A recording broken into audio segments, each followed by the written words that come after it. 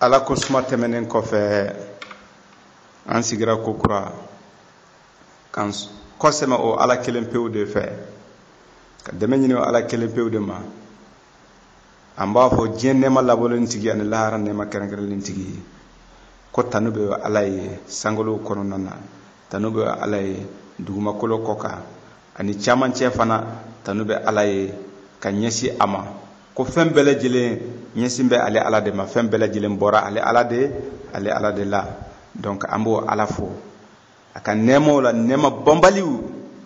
an b'o ala fo ka sigi ni a yɛrɛ tɔgɔ ye k'an kɔsɛmɛ o ala la ka tanga ɲini a fɛ ka bɔ sitani ka janjugu tɔɔrɔ ma sitani de bɛ adamadenw bila kolanko caman kɛli la ni sitani ye adamadenw minɛ dɔrɔn bɛ taa ye k'a fɔ ko a ka laala bɛɛ bɛ tiɲɛ o de kosɔn i bɛ mɔgɔ caman ye hinɛtɔ ko de don a caman salen don k'a sɔrɔ o b'u senw kan jinɛ ka baara de y'o ye sitani jugu ka baara de y'o ye a jɔn bɛ a bɛ taa a ka haju la mɛ a salen don ala y'o de fɔ an bɛ ala tanu ala mun ye yelen bɔ ala mun y'an kunu ka bɔ suw cɛma ka sɔrɔ ka yelen di a ma o bɛ sɔrɔ jumɛn kɔnɔna na kuranɛ sura 6 haya kɛmɛ ni haya 22 an bɛ ala tanu ala mun ye an bɔ suw cɛma sitani de bɛ adamaden faga wa ni a tigilamɔgɔ sara saya hakika la ka to o lahala la dɔrɔn a tɛ kunu bilen don o kɔrɔ n'a kununa a bɛ don jahanama kɔnɔ ni mɔgɔ min donna jahanama kɔnɔ olu de bɛ wele mɔgɔ salenw o tɛ sa ye o tɛ balo ye o tɛ tɔɔrɔ ni damakasi de la mɛ a tɛ ɲɛnabɔ a ko adamaden pour que a kana sa ni fɛn dɔ de di ciden ma a k'a di diɲɛ ma ko o fɛn n'i y'o minɛ dɔrɔn k'i tɛ sa dun ɲɛnamaya banbali farisogo ni yan fan fɛ farisogo in ko tɛ o kana n'a fɔ ko karamɔgɔ ko n'i ye kɔrɔna minɛ k'i tɛ sa farisogo sa tɛ wa i bɛ ka siran o ɲɛ i bɛ sa dun ko tɛ o ko ni de ko don o ye fɛn saya n'i bɛ kɔrɔna kan n'i sara o saya la o tɛ foyi ye o tɛ mun de fɔra ciden ye tuma min na a fɔra ko e kɛra ciden ye an bɛ n'i kalan ni fɛn ye i tɛ fɛn mun dɔn an b'i kalan kalam na an bɛ kalam d'i ma sɛbɛnfɛn an b'a d'i ma i bɛ na an b'i kalan an b'i dege kalan na i bɛ na an bɛ fɛn f'i ye fɛn minnu ka bon n'an y'a f'i ye kodɔn kumaw n'an y'a f'i ye i b'a sɛbɛn o tɛ o y'a fɔ a ye ko bɔn i b'a daminɛ n'i tigi ala tɔgɔ ye fɛn o fɛn kɛ k'i k'a daminɛ n'i tigi ala o de tɛ bisimila ye wa k'i b'a fɔ bisimila ye n b'a daminɛ n'i tigi ala tɔgɔ ye diɲɛ nɛɛma labɔlen tigi ani lahara nɛɛma kɛrɛnkɛrɛnlen tigi a ko k'i k'a fɔ tanu bɛ ala ye o tɛ odo diɲɛw ma alam diɲɛ caman de bɛ yen adamadenw ka diɲɛ bɛ yen mɛlɛkɛw ka diɲɛ bɛ yen mɛlɛkɛw ka diɲɛ bɛ yen jinɛw ka diɲɛ bɛ yen alam ji kɔnɔna na danfɛnw bɛ yen ni e bilara yen i tɛ se ka balo ni i olu fana bɔ ji kɔnɔ ka o naati u tɛ se ka balo nin de bɛ wele alam heyi ala ka dan ye kabako ye dɛ ko k'i ka o tigi ala tanu don ko kura ko nɛɛma foroba nɛɛma tigi de don lahara nɛɛma kɛrɛnkɛrɛnnen tigi de don o bɛɛ tɛmɛnen kɔfɛ ko jɔ kɛnɛ mun bɛ ka fɔ dɛ k'o don masakɛ fila tɛ yen kelen pewu de bɛ yen o de maliki k'i k'o tigi ala bato pour que i ka se ka kisi k'i ka dɛmɛ ɲini o ala fɛ ale de bɛ se ka na i ma k'i dɛmɛ n'i ye ale deli ale de bɛ se k'i bɔ degun kɔnɔna na n'i ye dɛmɛ ɲini fan wɛrɛ fɛ mun ma kɛ ala ye o ye musukuya de ye kan'i k'i kɔnɔ ko setani bɛ jinɛ bɛ se fɛn na ko n'i ye jinɛ wele e ka laɲini a bɛ se ka nɔgɔya mais e kɛra musiriku ye o de kosɔn a ko k'i ka ala kelen pewu bato i ka dɛmɛ ɲini ale ala kelen pewu de fɛ ihdina siratal mustaqim o jumɛn de kanda a ko kanda ala i kan kanda i kan bila siratigɛ tilennen kan hey ko in bɛ yan de koyi ko in bɛɛ bɛ yan de an ye ala deli mun kɛ ka ala ka mankutuw fɔ a bɛna kun cɛ ni ko mun ye a filɛ nin ye wa nin de ko in bɛɛ ye ihdina siratal mustaqima n kanda i kan bila siratigɛ tilennen kan a bɛ sɔrɔ ka mun de fɔ ala ko de a ko ma jɔn e ala ye nɛɛma kɛ ma an'amta alayhim e ala ye nɛɛma kɛ maa minnu ye e ka ne bila u ka sira kan ne muhamadu bila u ka sira kan n bila siratigɛ tilennen kan e ye nɛɛma kɛ maaw ye u ka taasira de ko don n bila ye e kana ne fara maa fililenw kan e kana ne fara maaw kan e ala ka dimi bɛ maa minnu kan k'i k'a fɔ ala k'a minɛ i ye o tɛ mais siratigɛ tilennen tuma ne minɛ a ye ni ala deli kɛ ala ye mun de fɔ a ye a ko a lamɛn ciden nin diyara n ye kojugu n bɛna i bila siratigɛ tilennen kan mais n bɛna maa dɔ ko fɔ i ye o tɛ maa n'u bɛ yɔrɔ jumɛn a bɛ kuranɛ sura 6nan kɔnɔna na a y'a 83 a bɛna ciden 18 kɔfɔ ciden ye ɲɔgɔn fɛ ka taa aya 80 ani aya 3 ka taa bila aya 90 a ye mun de fɔ a ye a ko siratigɛ tilennen ne ala ye nɛɛma kɛ maa minnu ye ka kɔn an'amta alayhim o tɛ wa k'i ka da la k'a fɔ ko nabi ibrahima b'a la ko ka kɔn nabi ibrahima ɲɛ ko nuhu tun b'a la ko nabi ibrahima kɔfɛ ko an ye k'i ka fɛn kofɔ dɛ yakuba kofɔ dɛ k'i ka isaka kofɔ o tɛ a bɛ jɔn kofɔ kokura a ko i bɛ dawuda kofɔ i bɛ sulemani kofɔ i bɛ ayuba kofɔ i bɛ yusufa kofɔ i bɛ kiramusa kofɔ i bɛ haruna kofɔ ni ala ye nɛɛma kɛ maa minnu ye k'i kana zakariya fana to yen k'i ka kira yahaya fara a kan o tɛ k'i ka zezi kofɔ mariama denkɛ isa ni ko ni ala ye nɛɛma k'a ye n y'a bila siratigɛ tilennen kan fana k'i ka eli kofɔ o tɛ a banna wa ayi k'i ka ismail fara o kan kokura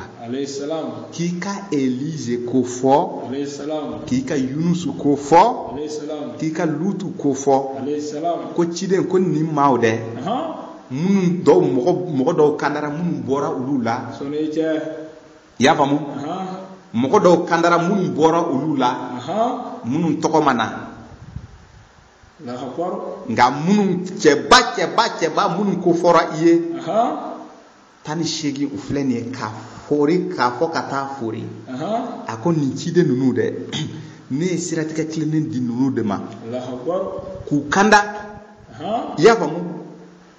k'a bɔ ni Ala ka jɔnw cɛ ma Allahu Akbar.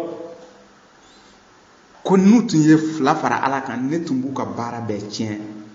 mais k'u tun kɛra mɔgɔw ye mɔgɔ minnu kandara quoi Allahu Akbar. nɛɛma tun ni Ala ye nɛɛma k'u ye k'u kanda k'u bila siratigɛ tilennen kan a ko i ɲɛ bɛ nin cɛ ninnu dɛ minnu tɔgɔ fɔra i ye dɛ Aha. ko ninnu ne ye kitabu di ninnu de ma Allahu Akbar. a lamɛn dɛ Sɔni cɛ. ko an ye kitabu di ninnu de ma Sɔni cɛ. ka kodɔn d'u ma ka nabiɲumanya d'u ma Allahu Akbar. k'u ma kɛ maaw ye maa minnu bɛ wuli dɔrɔn k'a fɔ Ala ye nkalon tigɛ Ayi. n'u tun delila ka Ala nkalon tigiya Aha. ni Ala tun b'u ka baara bɛɛ tiɲɛ Allahu Akbar. mais o ma deli ka kɛ mɔgɔ ye mɔgɔ min bɛ Ala nkalon tigiya Allahu Akbar. e bɛ ka kuma faamu Kosɛbɛ. maa bɛ yen bi Aha. o bɛ diinɛ lase su ani tile o bɛ tile ka Ala nkalon tigiya Cogo di? han Cogo di? cogo di Aha. karamɔgɔkɛ bɛ taa kɛnɛ sigi a bɛ waajili lase dɛ Aha. waajili lase tɔla ni baro bɔra a kan ni est-ce que muso bɛ taa misiri la a b'a f'i ye muso ka misiri la taa Aha. ko fɛn t'a la don Eh. ko nka Aha. a kanulen don Aha. ni a y'a ka seli kɛ so kɔnɔna na Aha. ko baraji de ka bon Eh. ko salon fana salon kɔnɔ seli fana Aha. so kɔnɔ ɲɛ in baraji ka bon ni salon kɔnɔ ta ye Eh. salon kɔnɔ ta fana baraji ka bon ni du kɛnɛ ye Eh. i y'a faamu Ne bɔra o du bɛɛ la. kɛnɛ fana baraji ka bon ni misiri ye Eh. ko nka misiri la taga ko baasi t'a la karamɔgɔ yɛrɛ de ko ten ko musow bɛ se ka taa misiri la ka seli ko cɛ nin filɛ ka mun ko ale bɛ Ala ka diinɛ lase dɛ Aha. a filɛ ka kɛnɛ sigi k'a fɔ Ala ye nkalontigɛla de ye Karamɔgɔ cɛ nin. oui cogo di Cogo di? bari Ala ko ciden Aha. e muso ɲɔgɔn tɛ dugukolo kɔ kan Aha. o bɛ sɔrɔ jumɛn kɔnɔ A bɛ kuranɛ sura 33 haya 32 ka taa bila haya 33 fo ka taa bila haya 34 a ko ciden Aha. e furumusow dɛ Aha. o ka fisa ni diɲɛ muso bɛɛ lajɛlen ye A jɛlen. n'u bɛ siran ni Ala ɲɛ Aha. k'u kana kumakan duman-dumanw fɔ cɛw ye Aha. k'u ka o kuma majigi Aha. u ka siran Ala ɲɛ Aha. o tɛ O don. a ko ciden i furumuso ninnu dɛ Aha. i b'a f'u ye k'u kana taa misiri la don Aha. u ka seli u ka sow kɔnɔna na Aha. u ka jaka bɔ u ka sow kɔnɔna na Aha. u kana na u yɛrɛ bila bajanbilaya la i n'a fɔ mɔgɔ minnu jahiliya quoi Wagati. oui Aha. i y'a faamu Kosɛbɛ. mun bɛ ka kalan u ye ni kuranna ayaw ye Aha. u ka u hakili to o kalan ye Allahu Akbar. k'u to u ka sow kɔnɔna na u kana taa misiri la Aha. o sura kelen kɔnɔna na aya 21 kuranna sura 33 aya 21 Aha. Ala ko aw minnu ko aw limaninen don Ala la ni aw jigiyalen don Aha. jɔ kɛnɛ don na Aha. han Aha. ko ciden kɛra aw bolo ladege la sɔn hɛrɛma ye Allahu Akbar. a bɛ to ka Ala wele wagatiw kɔnɔ ni bato wagati 5 ye Aha. aw jigiyalen don lahara la Aha. ko ciden kɛra aw bolo ladege la sɔn hɛrɛma ye mun de fɔra ciden ye furumuso kun kan ko la O de bɔra ka fɔ ni ye. k'u kana taa misiri la A jɛlen a don. balilen don u ye A jɛlen don. donc sisan Ala ko n'i bɛ fɛ ka diinɛ kɔni kɛ ko ciden kɛra e bolo ladege la sɔn hɛrɛma ye Cɔ. ko e dun taara ni muso ye e ko muso ka misiri la taga ko baasi t'a la Ala ko baasi b'a la e ko baasi t'a la Ala ko baasi b'a la e ko baasi t'a la a tigilamɔgɔ jumɛn A ye Ala sɔsɔ. ayi dɛ a ma Ala sɔsɔ dɛ Aha. a ye Ala nkalon tigiya A ye Ala nkalontigiya. a ko Ala e ta tɛ tiɲɛ ye Cɔ. ko ninnu u bɛ jeni dun Ala de n b'u to jahanama kɔnɔ parce que u ko ni Ala ye nkalon tigɛ karamɔgɔw ka ca dun O ka ca bi dɛ. e taara kɛnɛ sigi ka kuma wɛrɛ fɔ Ala ma mun fɔ Ah. fo e bɛ Ala ka kuma ninnu yɛrɛ nkalon tigiya o tɛ kisi don O tɛ kisi a dɛ. ko bɔn maa ninnu minnu ko fɔra i ye k'u ma kɛ maa ye quoi Anamta alayhi. an'amta alayhim Ɔhɔn. k'u ma kɛ maa ye maa mun delila ka Ala nkalon tigiya o tɛ Ala nkalon tigiya fewu o de kosɔn ni y'u kɛ nabi ɲumanw ye ka kitabu d'u ma ka kodɔn d'u ma Aha. a bɛ sɔrɔ k'a kun cɛ a aya 90 ni a ko ciden Aha. ne Ala ye maa minnu kanda dɛ Aha. Ciden ninnu. ko olu de filɛ nin ye dun Tabutigi ninnu. Kodɔnna ninnu. kodɔnna ninnu Aha. an ye ninnu kanda dɛ bɔ don u ka taasira kɔnɔ Allahu Akbar. tugu u ka taasira kɔnɔ don an b'i bila u ka taasira kɔnɔ N ti k'ala seku ye dɛ. nin tɛ k'ala seko ye Ayi dɛ. ciden an bɛna e bila ninnu fana ka taasira kɔnɔ an tɛna kuma kura fɔ i ye mun ma fɔ ciden tɔw ye minnu bɛ ka fɔ ye an tɛna kuma kura fɔ i ye mun ma fɔ u ye o bɛ sɔrɔ jumɛn kɔnɔ suratul fusilat aya sura binan kilina aya binan ni saba ote don ninde sunna ye amina iblani sunna de kan ka tasira de sunna ye ko abi suratu isra'i konana aya bi wolomla ni wolomla ote ako bo siratika kilinen tewa idina siratali ni tewa ko qur'ana de idina siratali ko siratu de qur'ana ye abi sura jume kono abi suratu maida kono abi suratu maida konana aya tan ani woro abo ko qur'ana de siratika kilinen de ako qur'ana sura siratika kilinen yoro jume ko qura abi suratu nisa kono nana aya kema ani aya bi wolona ni duru ko siratika kilinen idna siratal mustaqima siratika kilinen be ko ninde qur'an de siratika kilinen ako siratika kilinen wera jumende be ko qur'an kilinen de do ki kana miri ka fo sira wera de be ko mun kilinen do ayi ci de ma bla fo e kan ni qur'an sirata ajale do o be sura jume kono abi suratu ibrahima kono haya folo abi suratu ibrahima qur'an suratan nanna anto kala ka temere ango kala ako alif lam ra kitabun anzalnahu ilayka liturja nasa minal zulumati ila nuri bi izni rabbihim ila sirati ila sirati ke klene wate ila siratil azizil hamid Allahu akbar kuma mabawa kuma bana kunni harfu sabafle niye abe munde jirila kabe kitabu de jirila kitabu mun bora ala yoro ya famu ko ni ala yera ka je kono nana bismillah ko korona ni be mogo bo dibila abe tani yelena dombaliya wa ode siratika klene siratu idina siratal mustaqim e ma fo ko neki kanda ki ba siratika klene wa ne kitabu de diciden tani shegi ma wala sa o ka bo dibila o ka siratika klene soro ni kitabu kalfa urudema kan nabi nyumaya duma ka kodon duma bo cide e fana ambi kitabu jige ka kitabu ni ta siratika klene do ba kono la akbar amba ji ifana ma ambi ken nabi nyumaye kafara mo munun ko fora iye wa en ne sisan antika kisi nyini wa ako korona mina ni bora korona ka iti kisi soro ala de côté ako ni bora korona kono iti na kisi soro do bari korona de dira chidema ayamarula aka korona de fana fo bil ma'rufi watawa ajaleno ayamarula korona kilim pew la seli dema la seli mango fo mo chier korona ko fe ay abla il faut que ninka fo koy nin be fo de na ma i jakaramo ke ebe sade hayi kana sekala nin se sekal soso adama de fe parce que nin sebembe alquran al karim konnana noko met for no foli dala se ga daje ni wa bo maye de afo abe fodi ka foko chide madeli kango fo mo chiye dina sira in kono na fo akake korna kelen pewde ayi kalmo ke ikana tamaki de iti seka nin soso korna korna na iti seka yira al korna kona aya kelen pew iti seka bo korna kona ko ka yira ka bo chide de la kango fo amuso ye alla kali doye tiente chide alame ala munde fo cide ka ko kunkan kola awte parti cide kunkan kola abe halakide cide de la ka muso be sogomada jona ka muso be haramu ka muso be ke suratu tarim kono ka fo nyaw haramya okara umakawa ati sura jme qur'ana sura bi worona kono abe mais munde koso ko parce que a furmuso do de borani ala kira ka kuma do ye gundo kuma do de do haya dina kuma tunte ya de do kidendo ani ati kuma wera fo o te kelew adama dende do ala mo de fo suratu anbiya ko nana ko cewde do o be dumni ke o be jimi o be sino ko be wuli aya wolola o be baroke cede do ya famu ana furmuso e baroke furmuso de borani baroni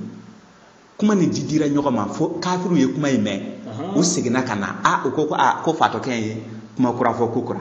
abe bo mun kala ma doron o be ka kuma do fo ayira ma delika mu fo bon ayira de bali bana way jigna kan jibrila ko cide kuma mun fo muso ye dɛ ko muso in de bɔra ni kuma ni ye o kuma de filɛ ka taa munumunu ka na dɔw ye banfula don a la y'a faamu dɔw ye bololanɛgɛ siri kuma in na dɔw ye chaîne bila kan in na kuma yɛrɛ yɛlɛma ka na jɔ ciden ɲɛkɔrɔ ciden ma se ka dɔɔni foyi sɔrɔ a ka kuma ni hakili sigi i t'a dɔn tellement o y'a masqué a ko ko d'accord n y'a faamu donc muso ninnu ni ne ye kuma fɔ ja u bɛ bɔ n'a ye kɛnɛma wa n'u bɛɛ haramu ni bɛ suratu Tarim kɔnɔna na ala yɛrɛ de tilara ka intervention kɛ ka ko in dilan ko ɲɛwusuku la a ko ciden sabali kana fɛn haramaya an ye fɛn mun daga i ye quoi i bolo da i dusu kan muso ninnu i sigi i kɔ muso ninnu an de y'a daga i ye kana haramaya mais comme haramu bɔra e da ka ban i b'a dilan de kafara b'a la kafara ni ye jumɛn ye i bɛ suratu Maida kɔnɔna sura 5 aya 89 ka taa bila aya 89 a ko bɔn pour que e ka se muso ninnu ma sisan i bɛ misikina 10 de balo walima i bɛ fini tigɛ u ye misikina 10 ni i tɛ se k'o balo fini de ka nɔgɔ mais i bɛ fini tigɛ u ye misikina 10 i bɛ fini tigɛ ka d'u ma o bɛɛ se t'i ye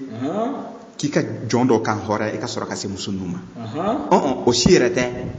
i bɛ fɛ ka sun tile 3 sun pour que i ka se muso ninnu ma i y'a faamu komi i bɛ kangari da muso ninnu ye a ka nin ka k'a dan ye o de kosɔn ala ye manajɔn bali u ka taa don ciden fɛ ka baro kɛ tiɲɛ de don nin suratu Azabi kɔnɔna na a ko ya aw minnu ko aw liminalen don ka aw kana don ciden ka so kɔnɔna na k'a fɔ k'a bɛ taa a ka kuru kɔnɔ k'a fɔ k'a bɛ taa sigi ka baro kɛ ne ala y'o bali nin tɛ k'ala seku ye dɛ nin bɛ sura jumɛn kɔnɔ nin bɛ kuranɛ sura 33 kɔnɔ kuranɛ sura 33 haya 53 ko aw kana don ciden fɛ fo a ka sɔrɔ ni ciden yɛrɛ de y'a wele o fana na dumuni na n'a ye dumuni k'aw kana bi an ka jɛ ka dumuni kɛ n fɛ yen ciden fɛ yen ko n'a y'o invitation bila sahaba tɔw ma k'u ka taa mais o fana k'u kana kɔn ka taa dɛ e b'a dɔn dumuni bɛ bɔ midi e ka t'i sigi depuis 9h a ko ayi dɛ k'a tɛ kɛ ten ko a f'u ye u ka taa bɛn ni dumuni ye wa n'u ye dumuni kɛ n'u tilara dumuni na a f'u ye k'u ka bɔ ale a ye bɔ so n ka kuru kɔnɔna na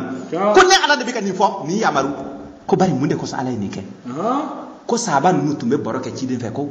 a b'a degun quoi ale tun ye mɔgɔ ye a tun bɛ taasi quoi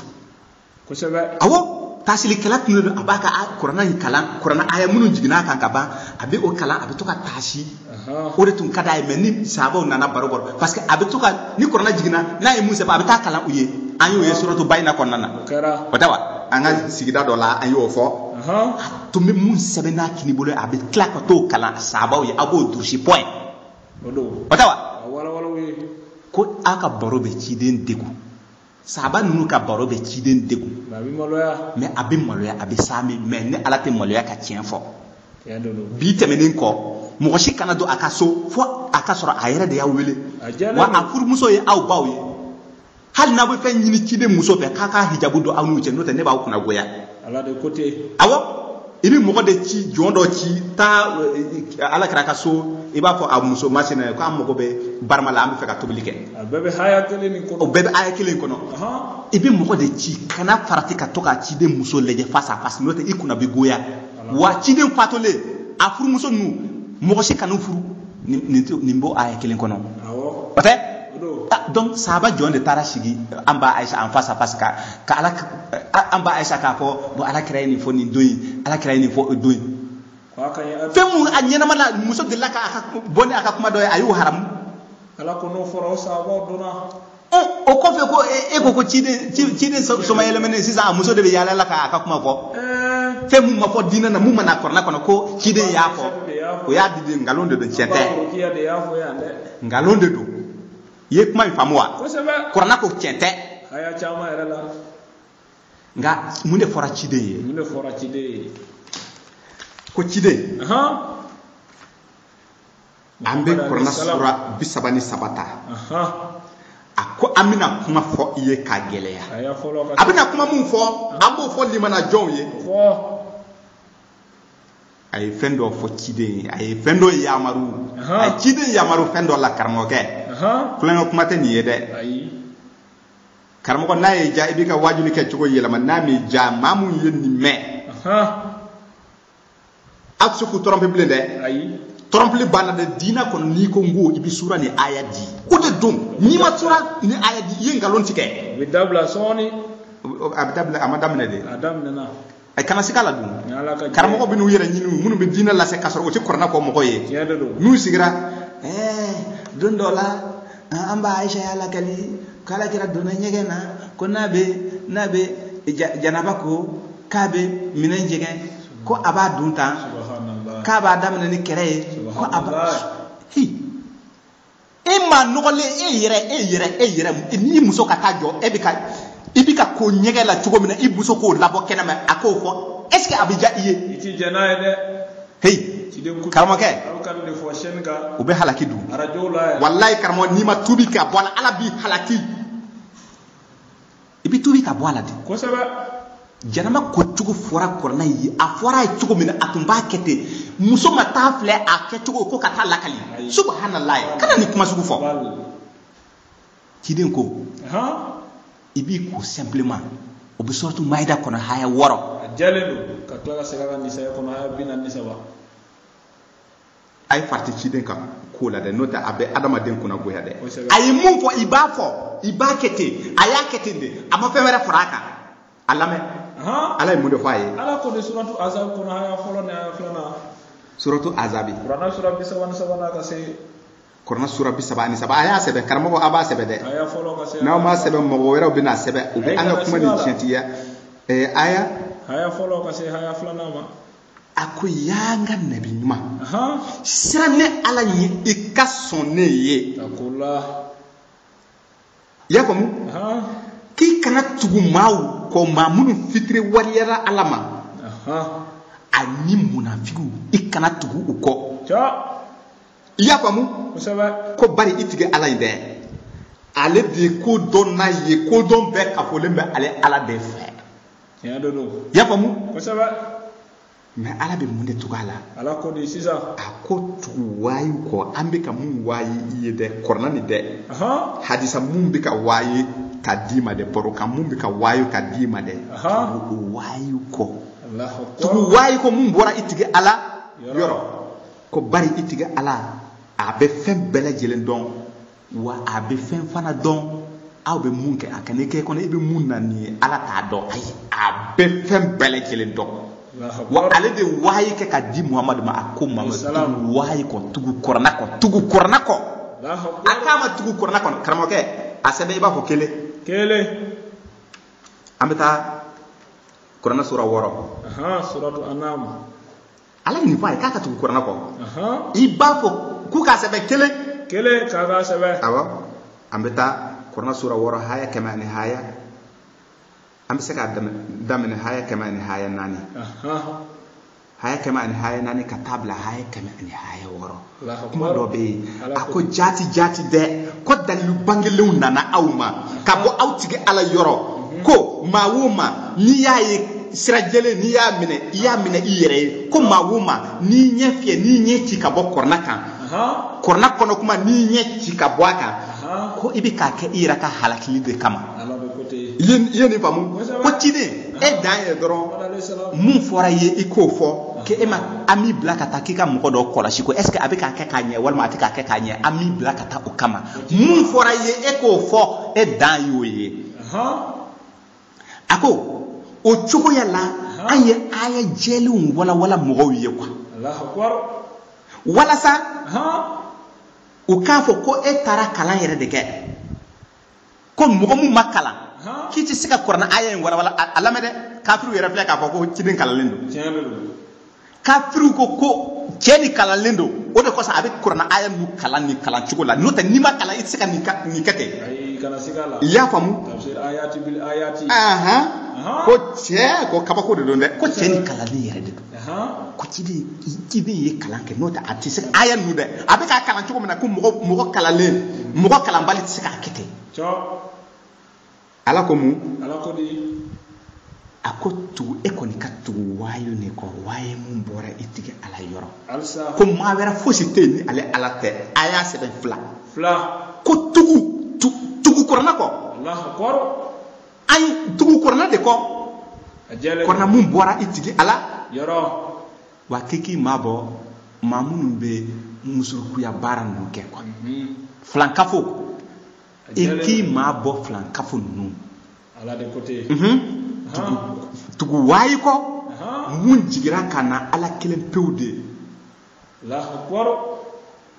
kɔrɔna bɔra ala de fɛ ko ciden ka tugu a kɔ fila u k'a sɛbɛ ala y'a yamaru a ka tugu kɔrɔna kelen pewu de kɔ siɲɛ filanan a y'a fɔ sura jumɛn aya jumɛn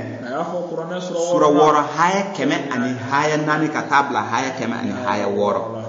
an bɛ taa kɔrɔna sura 10 an b'o ta suratul Yunus awɔ kɔrɔna sura 10 an b'a daminɛ haya 15 la ayi suratul Yunus ayi an k'a kɛ aya 100 ani aya 8 ka taa bila aya 109 aya 100 ani aya 8 ka taa bila aya 100 ani aya 9 a ye mun de fɔ ala ko de a ko Muhammadu ko i b'a fɔ Muhammad alayhi salam ya adamadenw ko jaati dɛ tiɲɛ nana aw ma ka bɔ aw tigi ala yɔrɔ tiɲɛ ye jumɛn Qur'an al-Karim kɔrɔna tɔgɔ ye jumɛn ye bayina kɔrɔna tɔgɔ wɛrɛ ye jumɛn ye furukana faranfasiya kitabu kɔrɔna tɔgɔ wɛrɛ ye jumɛn ko hakun o tɛ ko kɔrɔna nana aw ma dalilu bangelenw nana aw ma ka bɔ aw tigi ala yɔrɔ ko maa o maa n'i ye nin siratigɛ kilennen minɛ n'i ye kɔrɔna sira minɛ ko i y'a kɛ i yɛrɛ ye ko n'i fili sira minɛ ko i y'a kɛ i yɛrɛ de la ko ciden an b'i ci ko e ka maaw kɔlɔsi ko nka e Mamadu tugu fɛn kɔ mun wayira ka na d'i ma ka bɔ i tigi ala yɔrɔ wa k'i banba k'i kana yɔgɔyɔgɔ i kana to mɔgɔ k'i bɔ kɔrɔna sira kan a y'o de fɔ ciden ko tugu kɔrɔna kɔ wa a minɛ ka ɲɛ kana to mɔgɔ k'i bɔ a kan fo ka taa fɔ ala y'a ka kiri tigɛ don min na heyi ko kiritigɛw la sɔn hɛrɛma ye ale ala de ye quoi e ko Bugari ka kuma ye tiɲɛ ye e ko Muslim ka kuma ye tiɲɛ ye ala ko ninnu kitabu ma fɔ i ye dun ko Tawrata fɔra i ye ko Linjila fɔra i ye dun wallahi Bugari ma fɔ i ye Bugari tɔgɔ ma fɔ i ye Muslim ma fɔ i ye Muslim ka kitabu ma fɔ i ye Abu Dawuda ma fɔ i ye a ka kitabu ma fɔ i ye Sunan Nisa'i ma fɔ i ye a ka kitabu ma fɔ i ye Imam Malik ma fɔ i ye a ka kitabu ma fɔ i ye dɔnniba si tɛ yen o tuma na ko dɔnnibaw bɛn n'a kan o tuma na olu ye dɔnni sɔrɔ ka tɛmɛ ciden kan wa dɔnniba ninnu ka fisa ni ciden ye wa e kan ka mun de kalan ka kɛ dɔnniba ye an ti ɲɔgɔn ɲininka fɔlɔ an ka ɲɔgɔn ɲininka e tɛ se ka kɛ dɔnniba ye kitabu jiginniw kɔfɛ i tɛ se ka kɛ dɔnniba ye kitabu jiginniw kɔfɛ ko an ka dɔnniba bɛn n'a kan mais e ka dɔnniba ka fisa ni ciden ye wa ciden de filɛ ka kuma bɛ ka ɲɛsin ciden ma ko tugu kɔrɔna kɔ kɔrɔna ɲɔgɔn tɛ yen kitabu in tɔgɔ dir'i ma kitabu in tɔgɔ ye kɔrɔna de ye wa k'i bɛna ɲininka kɔrɔna de la ko tugu kɔrɔna kɔ a y'a fɔ fo siɲɛ joli nin ye siɲɛ 3nan de ye kɔrɔna kɔnɔ siɲɛ 3 ala ye ciden yamaru o yɛrɛ t'a fɔ ko cɛ ta ye ko 3 ye wa o tɛ wa u b'a fɔ ko cɛ bara 3 tɛ wa kɔrɔna kɔnɔna na a filɛ k'a fɔ fo siɲɛ 3 tugu kɔrɔna kɔ mais ciden ka jaabi kɛra jumɛn ye a ka jaabi kɛra jumɛn ye an bɛ t'o kalan a bɛna ala jaabi a bɛna ala jaabi siɲɛ 3 o kalan an ye mais a bɛna mun de fɔ ala ye a bɛna mun de fɔ ala ye an ka kɔrɔna sura 6 ta an ka taa aya 50 kalan karamɔgɔ a ye nin sɛbɛn dɛ tafsir ayati bil ayati comme aw ko ala kira ka hadisa wɛrɛw bɛ yen ala kira ko a ye nkalon tigɛ ne kɔni tun tɛ foyi kan ni kɔrɔna tɛ ayi a bɛ ka mun fɔ o tun tɛ kɔrɔna ye ciden ma o fɔ aw ye tiɲɛ tɛ dun nkalon de don heyi an ka kuma ninnu tɛ se ka sɔsɔ dun i tɛ se ka nin ci ala ka kumakanw de don hali n'u y'u ka karamɔgɔ kɔrɔw kunu ka bɔ su la ka fara u yɛrɛ kan o tɛ se ka nin nkalon tigiya an bɛ ka sura ni aya de d'i ma a ko jinɛw ni adamadenw ka fara ɲɔgɔn kan o tɛ se ka sura kelen ɲɔgɔnna dilan o tɛ se ala ko tɛ dɛ o tɛ wa ko tɛ se dɛ o tɛ se an bɛ kuma sɛbɛn la bɛ ta ka sigi kuma na ko ko non ko n'i ma sɔn ala kira ka hadisa ye ko an ka maabaw bɛɛ n'a kan e ka maa bɛ se ka bonya ni kɔrɔna ye wa e ka maaba ka fisa ni kɔrɔna ye e ka maaba bɛ fisa ni ala kira ye wa ala kira bɛ ka kuma i fɛ kɔrɔna in kɔnɔ kɔrɔnaba in kɔnɔna na e bɛ kuma wɛrɛ fɔ la ko non a ka mɔgɔba tɛmɛnen a ka mɔgɔba a n'a ka mɔgɔba bɛɛ bɛ jeni dun mɔgɔba ye jumɛn mɔgɔba de ye mɔgɔ ye mɔgɔ min bɛ kɔrɔna kɔnɔ o de ye mɔgɔba ye mɔgɔ min bɛ kɔrɔna f'i ye k'a waliya o de ye mɔgɔba ye n'a y'i diya i b'a kɛ ten n'a y'i diya i b'a to yen mais kuma de tɛ se ka ci dun an bɛ mun fɔ dalilu bangelew la i tɛ se ka o ci karamɔgɔkɛ kana kɔrɔbɔ yɛrɛ a sɛbɛn o de da ka di la an ka don kuranɛ kɔnɔ an k'a sɛbɛn a fɔ k'u k'a sɛbɛn an k'a sɛbɛn kuranɛ sura 6 haya 50 ala ye mun de fɔ i b'a fɔ u ye e ciden ko ala ka sɔrɔ tɛ e bolo kɔnɔ koyi ayi i b'o fɔ mɔgɔw ye dɛ ko ne ye ciden ko ala ka fɛn bɛɛ bɛ ne de ka mara kɔnɔ ayi dɛ k'a to cogo la i b'o fɔ mɔgɔw ye i b'a fɔ u ye ko fɛn bɛɛ lɔnni tɛ e bolo ayi ko lɔnni hakika dafalen k'o ye ni ala de ye quoi a ka ɲɛnamaya kɛ cogo aw bɛ kisi cogo min na ne b'o de fɔ ciden ye mais fɛn wɛrɛ bɛ yen ciden tɛ mun dɔn o yɛrɛ tɛ an ka alamu kɔnɔna na i b'a fɔ ni hey karamɔgɔkɛ e tɛ kɔrɔna kalan a ko i b'a fɔ o ye fana ko e tɛ mɛlɛkɛ ye e ye adamaden de ye i bɛ o fɔ mɔgɔw ye mais ciden fana filɛ ka kuma dɔ fɔ a ko ni muhamadu mun filɛ nin ye ne tugun tɛ foyi kɔ f'a ka kɛ kɔrɔna nin ye n tugun tɛ foyi kɔ fɔ a ka kɛ kɔrɔna ye a ye nin mɛn ko ciden ko k'ale tugun tɛ foyi kɔ ni kɔrɔna tɛ a tɛ foyi kan fo kɔrɔna ala ko k'a ka tugu kɔrɔna kɔ wa a yɛrɛ filɛ ka seereya kɔrɔna kɔnɔ a ma faatu fo a yɛrɛ seereyara kɔrɔna kɔnɔ ne muhamadu tugun tɛ foyi kɔ kɔrɔna kelen pewu de bɛ n bolo ma deli ka kɔrɔna de bɛ n bolo n y'o de fɔ mɔgɔ ye ne yɛrɛ n b'o de waliya wa o de ye mɔgɔkɔrɔw ka sunna ye wa nin de ye barokan ye hadisa mun wayira ka di ne ma n yɛrɛ b'o de kɔn a filɛ nin ye n tugun bɛ kɔrɔna de kɔnɔ kɔrɔna de b'i bolo kɔrɔna de b'i bolo n tugun bɛ kɔrɔna de kɔ a filɛ nin ye k'a fɔ a y'a sɛbɛn kelen filanan an ka taa kɔrɔna sura 10 haya 15 suratu Yunus awɔ kɔrɔna sura 10 haya 15 tuma min na kɔrɔna aya jɛlenw bɛ ka kala u ye mɔgɔ minnu ma jigiya jɔ kɛnɛ don mɔgɔ minnu ma jigiya ala ka kunbɛnɲɔgɔnya o ko ciden an tɛ jɛni i ka nin kɔrɔna nin ye kɔrɔna wɛrɛ naati walima n'i ma kɔrɔna wɛrɛ naati kɔrɔna fan dɔ bɛ yen i b'o jɔsi k'a bɔ yen o la an bɛ sɔn i ye ala ko muhamadu ko a f'u ye a tɛ se ka bɛn e muhamadu ka kɔrɔna yɛlɛma walima i ka kɔrɔna wɛrɛ naati walima i ka kɔrɔna yɛlɛma ko o tɛ se ka bɛn a f'u ye ciden ko o tɛ se ka bɛn ko wa ne ciden dɛ ne ciden dɛ ne tugun tɛ foyi kɔ ni kɔrɔna tɛ mun bɛ ka di ne ma waayu la n bɛ tugu o de kɔ ciden yɛrɛ bɛ ka nin seereya ko ne kuranɛba in kɔnɔ a seereyara k'a fɔ k'ale tɛ foyi kan wa a tɛ tugu foyi kan wa a tɛ foyi yɛlɛma a tɛ kumakan wɛrɛ fɔ ni kuranɛ kuma tɛ wa ale bɛ siran de ni ale bɔra ala ka yamaru ninnu kɔnɔ ko ɲagata gɛlɛn bɛ ka ale kɔnɔ ko ni ale muhamadu bɔra a kan ko ɲagata gɛlɛn bɛ ale sɔrɔ k'a bɛ siran o ɲɛ ko ala bɛ ka mun fɔ ale ye waayu la a b'o de fɔ mɔgɔw ye wa ale tugun bɛ waayu de kɔ siɲɛ filanan ciden filɛ ka seereyara k'a fɔ k'ale tɛ foyi kan ni kɔrɔna tɛ a bɛna seereya siɲɛ sabanan a ma ban don a bɛna seereya kɔrɔna yɔrɔ jumɛn kɔrɔna sura 7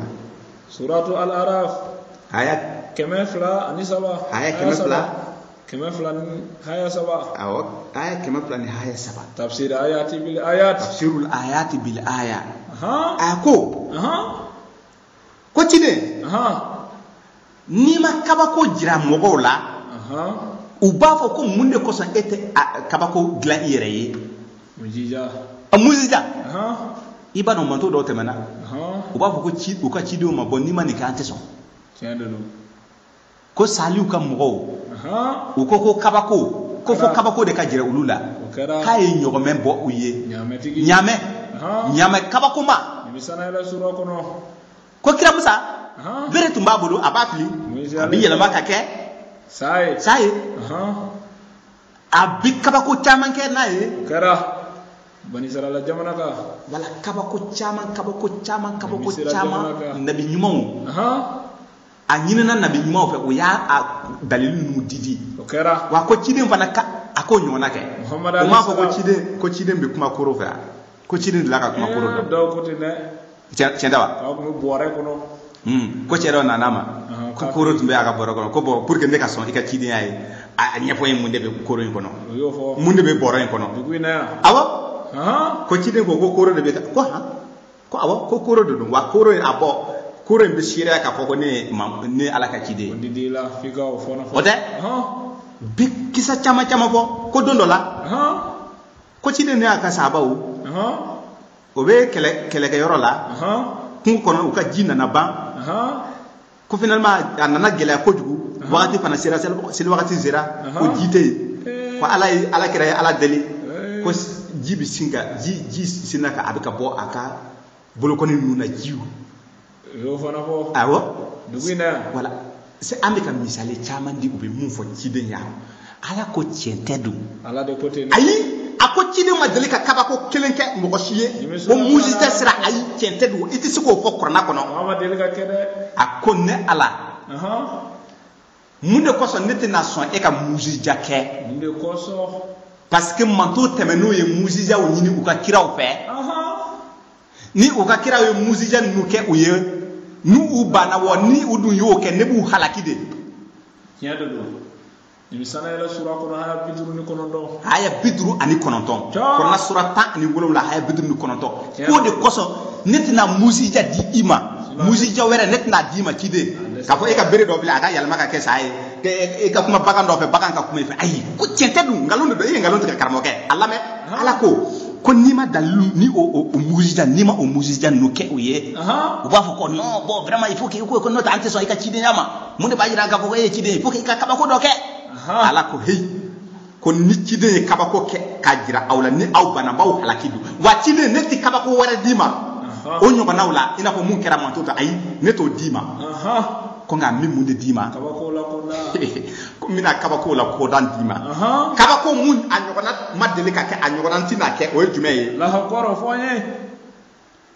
ko ne Muhamadu tugun bɛ kabako de kɔ ne yɛrɛ tugun bɛ kabako de kɔ kabako mun ɲɔgɔnna ma a tɛ yen a ɲɔgɔnna ma tɛ yen k'o ye jumɛn ye k'o ye kuranna aya ninnu de ye minnu kuranna aya mun waa jira ka di ne ma ne Ala kira tugun bɛ nin kuranna ayaw de kɔ wa kuranna aya ninnu de kabakow la kɔ dan ye ne ko an ka segin nin kan ko kura wa ciden ko k'ale tugulen bɛ kuranna aya ninnu de kɔ quoi mun waa jira k'a di ale ma ale tugun tɛ foyi kɛ fo kuranna aya ninnu wa ko kuranna aya ninnu de ye kabako la kɔ dan ye quoi i tɛ kabako kɛ comme kuranna aya ninnu Ala m'a fɔ ko jinɛ ni adamadenw ka fara ɲɔgɔn kan u ka kuranna ɲɔgɔnna dilan wa o défi o wulila wa Ala m'a fɔ k'u ka sura 10 ɲɔgɔnna dilan wa o sera ka kɛ wa k'u ka adamadenw ni jinɛw ani u bɛ fɛn min bato k'u k'a bɛɛ fara ɲɔgɔn kan k'u ka kuranna ɲɔgɔnna dilan o tɛ aw ma se k'o dilan ko ne ciden ka fɛn dɔ yɛlɛma ka kɛ fɛn dɔ ye pour que a ka sɔn cidenya ma ko non Ala ko ayi ko an tɛ o kulonkɛ fɛn ninnu olu ye kulonkɛ fɛnw de ko ciden ko ne tugun bɛ kuranna ayaw de kɔ mun waayora ka bɔ tigɛ Ala yɔrɔ wa kuranna aya ninnu de ye kabakow la kɔ dan ye ka bɔ aw tigɛ Ala yɔrɔ ko nɛɛma de don ka taa maa minnu dan bɛ kuranna nin ko kuranna ye nɛɛma de ka taa mɔgɔw ma maaw kanu na maa minnu dan bɛ kuranna yɛrɛ la awɔ danabaw ko kuranna de nɛɛma ye ka taa dana dana baw ma a y'a fɔ a filɛ ka seereya siɲɛ sabanan siɲɛ saba ala kira filɛ ka seereya alikuranɛ kɔnɔ ko ale tugun tɛ foyi kɔ ni kuranɛ tɛ siɲɛ saba ala y'a ɲini a fɛ kuranɛ kɔnɔ k'a ka tugu kuranɛ kelen pewu de kɔ a fana seginna kuranɛ kɔnɔ fo siɲɛ saba a ko ne tugun tɛ foyi kɔ ni kuranɛ nin tɛ mais kuma banna wa kuma ma ban dɛ a labɛn ala bɛna fɔ kuranɛ kɔnɔ siɲɛ saba aw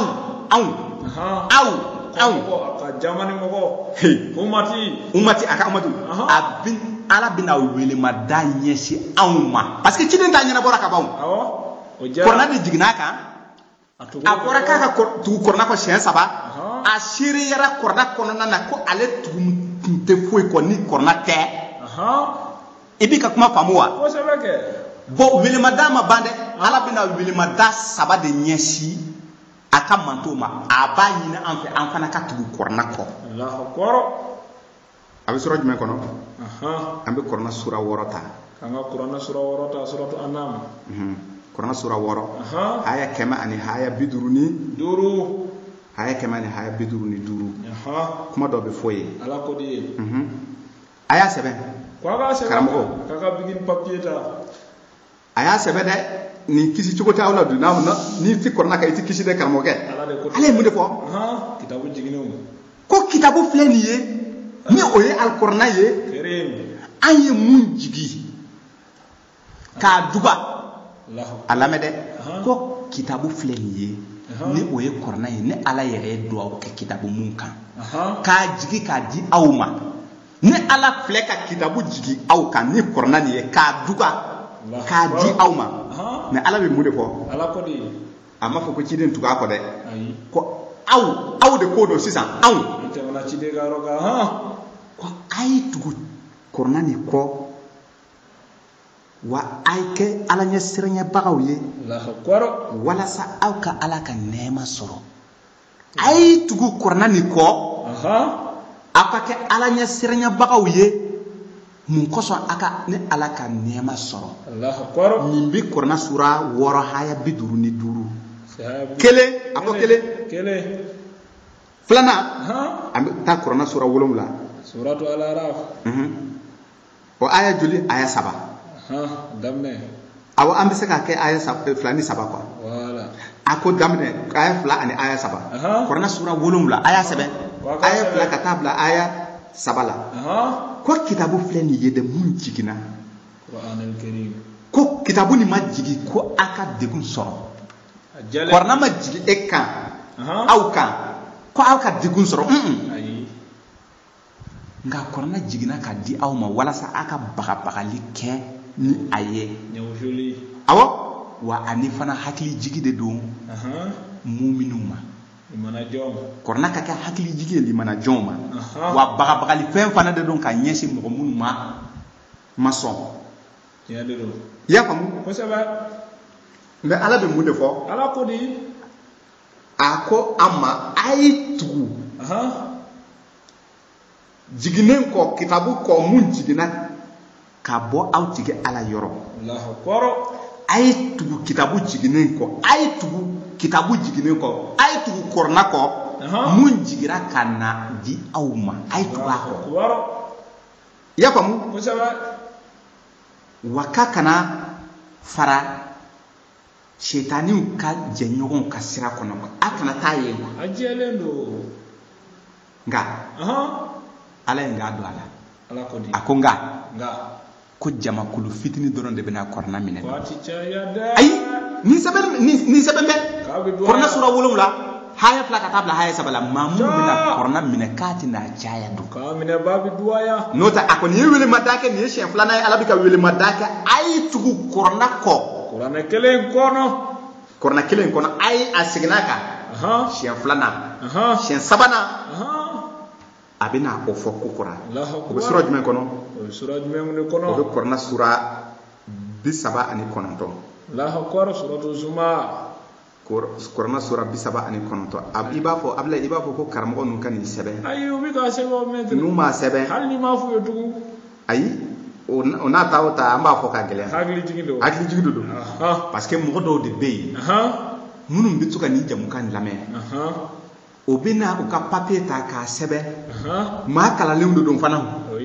mais comme karamɔgɔ y'u fili k'a f'u ye ko kɔrɔna kɔni ye ala ka kuma ye bɔ an bɛ kɔrɔna to yen pour que i ka diinɛ faamu il faut que i ka taa alakira ka hadisa kalan donc olu y'u sen bɔ a la comme u tɛ alakira ka hadisa ninnu dɔn parce que alakira ka hadisa ninnu tellement a ɲagaminen don o yɛrɛ tɛ ɲɛ foyi sɔrɔ a la dɔw bɛ tu fɔ dɔw bɛ pan ka jɔ yan fɛ ko non ko hadisa tɛ hadisa tiɲɛma ye oui hadisa daif ani hadisa sahu ko hadisa sahali alakira ka hadisa jɛlenw ani alakira ka hadisa nɔgɔlenw a lamɛn dɛ donc mɔgɔ minnu ye kalan kɛ ni u ma diinɛ kalan kɛrɛnkɛrɛnnenya kɛ olu y'u sen bɔ diinɛ ɲɛɲini na olu tugura u ka karamɔgɔw kɔ mais o tile de kan ka ban o tile banna yɛrɛ sisan kɔrɔna de bɛ f'i ye ka sura f'i ye ka aya f'i ye nin kunkanko la karamɔgɔkɛ n'i bɛ kisi nɔfɛ a tugu a kɔ ko n'i tɛ kisi nɔfɛ ko y'i kungo ye quoi ala ko k'a f'i ye ko ciden an b'i ci e ka mɔgɔ dɔw kɔlɔsi ko est ce que a bɛ ka kɛ k'a ɲɛ walima a tɛ ka kɛ k'a ɲɛ ko d'ailleurs ko diinɛ yɛrɛ la ikra fi diinɛ ko jagoya t'a kɔnɔ kɔrɔna sura 2 aya 200 ani aya 56 la ikra fi diini awa jagoya tɛ diinɛ na n'a ye jaabi diinɛ minɛ n'a ye jaabi diinɛ to mais diinɛ n'i ye diinɛ minɛ kitabu 2 tɛ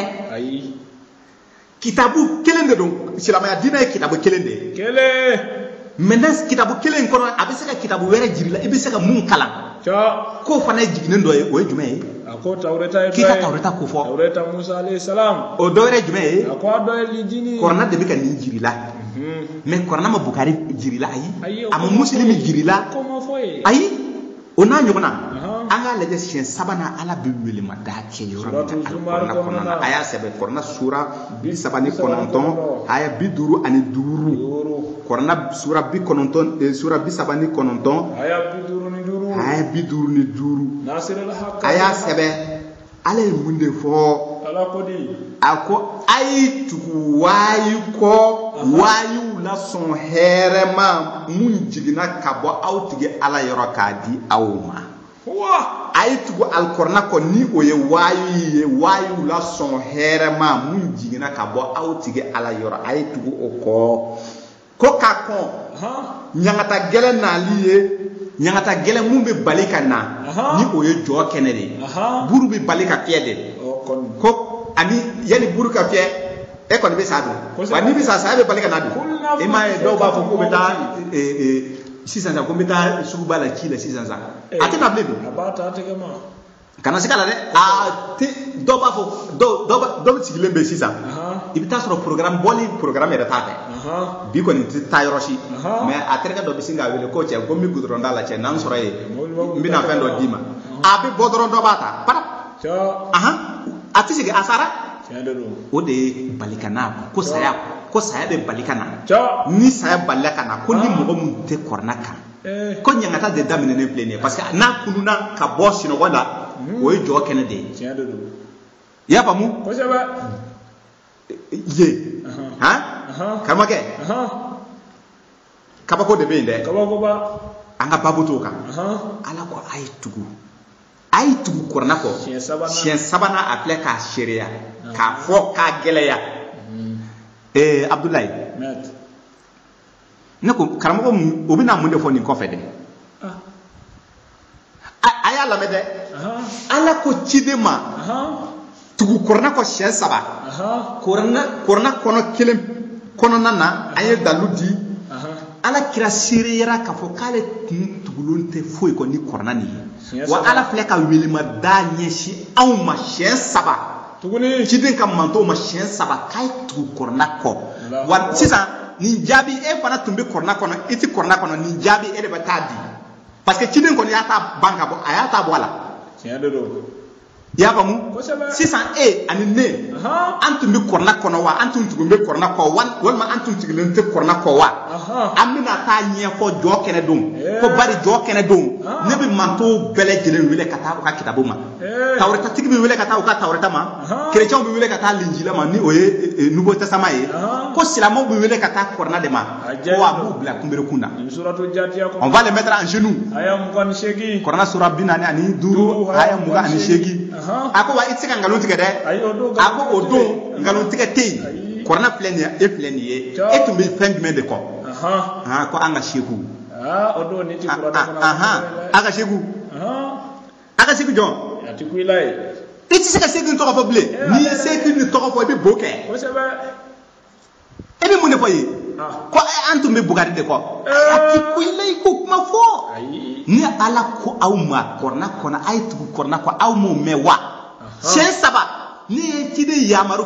ciden kelen y'a yamaru o tɛ welema da jɛkulu welema da ye dɛ a kelen nka ma tugu korna kɔ bon a sirera k'a fɔ k'ale tun tugulen bɛ korna kelen pewu de kɔ siɲɛ 3 n y'a ɲini a fɛ siɲɛ 3 a ye ne ala jaabi korna kelen kɔnɔ wa a y'o baara de kɛ siɲɛ 3 k'a tun tugulen bɛ korna kɔ a tun tugulen tɛ foyi kɔ wa a ye ne ala kɛ seere ye k'a fɔ a ma deli ka mɔgɔ n k'o fɔ mɔgɔ si ye f'a ka kɛ nin korna kelen pewu ye a ma deli ka ala ka kuma fɔ mɔgɔ ye f'a ka kɛ korna aya nin ye a bɛ sura jumɛn kɔnɔ a bɛ sura 6 kɔnɔ aya 19 ne ala ye seere ye ciden ye parce que ciden ye ne kɛ seere ye ciden ma deli ka n k'o fɔ mɔgɔ ye f'a ka kɛ korna nin ye wa n y'a ɲini a fɛ k'a ka tugu korna kɔ wa a y'a yira n na k'a tun bɛ korna de kɔ fo siɲɛ 3 n y'a ɲini a fɛ fo siɲɛ 3 a ye ne jaabi wa n y'a ɲini aw fɛ siɲɛ 3 a ye tugu korna kɔ jɔ kɛnɛ don n'i ko i tɛ se ka nkalon tigɛ o n'i tun tɛ korna kɔnɔ i bɛ bo de kɛ karamɔgɔkɛ i n'i ka jamakulu i tɛ se ka mɔgɔ bɔ dɛ aw bɛ jeni de hey an bɛ kuma jugu ninnu fɔ n'a y'i ja c'est pour que i ka segin ka na n'a m'i ja to i ka sira kan lakum diinikum waliyadin la ikraha fi din a bɛ yati diina kɔnɔ na mais tiɲɛ tɛ fila ye silamɛya kɔnɔ i tɛ tiɲɛ fila sɔrɔ tiɲɛ ye kelen de o ye haku de kuma jumɛn de bɛ e bolo k'a fara nin kan a ti tɛmɛ nin kan o maa ti tɛmɛ nin kan mɛ a ko ni gɛlɛyara o mais a nɔgɔyara o siɲɛ 3 ala ko k'an ka tugu korna kɔ anw walayi abudulayi nin jaabi kelen mɔgɔ kelen bɛ taa nin jaabi kɛ e tun tugun bɛ fɛn kɔ parce que ne ala y'a ɲini fɛ fura foyi t'o la ayi i bɛ nin jaabi kɛ dun kana siga la o de kosɔn karamɔgɔ tɛ se ka fɛn wɛrɛ fɔ an ye fo a ka kɛ korna ye a tɛ kun i la o mɔgɔ minnu bɛ an dɔn an ye kitabu dunkew de ye kitabu jiginnen dunke de anw ye an ye seerebagaw de ye sayidu an ye sayidu de mali bɛɛ mɔgɔ tɛ yen karamɔgɔ tɛ mali seleke 4 karamɔgɔ mun bɛ se ka kuma wɛrɛ fɔ an ye diinɛ kuma na ni i ma korna dalu di an ma wa n'i ye kuma wɛrɛ fɔ an b'i tɛgɛ ta ni korna dalu ye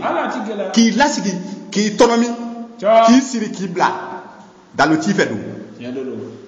an kɔni bɛ an ka ni sago kumaw na o kuma fɔra ka ban ala ko ciden u bɛna i ka diinɛ tilan o k'a kɛ taabolo ye a bɛ sura jumɛn kɔnɔ